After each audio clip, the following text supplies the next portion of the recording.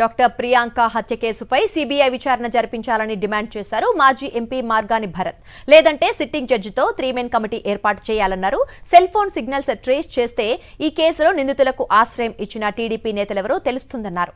రాష్ట్ర ప్రభుత్వం న్యాయం చేయకపోతే హైకోర్టును ఆశ్రయిస్తామన్నారు. త్వరలోనే ఈ కేసుకు సంబంధించిన సాక్ష్యాధారాలన్నీ బయటపెడతామన్నారు మార్గాని భరత్.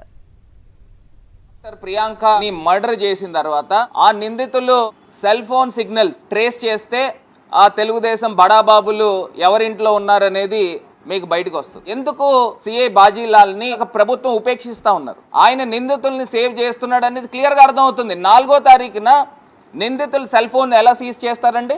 నిందితులు దొరకకుండా వాళ్ళు సెల్ ఫోన్లు తీసుకొచ్చి పోలీస్ స్టేషన్లో పడేసిపోయారా, లేకపోతే ఇలా కార్లో వెళ్తూ పోలీస్ స్టేషన్లో సెల్ ఫోన్లు విసిరిసారా? అంటే నిందితులను పట్టుకుంటేనే కదా సెల్ ఫోన్లు సీజ్ చేస్తారు. మరి 4వ తారీఖే మీరు పట్టుకున్నప్పుడు 6వ తారీఖు దాకా అరెస్ట్ ఎందుకు చూపించలేదు? బోల్డ్ సూట్ కేసులు చేతులు మారాయి అనేది స్పష్టంగా అర్థమవుతోంది. ఖచ్చితంగా ఈ ప్రభుత్వాన్ని డిమాండ్ చేస్తూ ఉన్నాం, మీరు ఇమ్మీడియట్ గా సిబిఐ ఎంక్వైరీ కాల్ఫర్ చేయండి.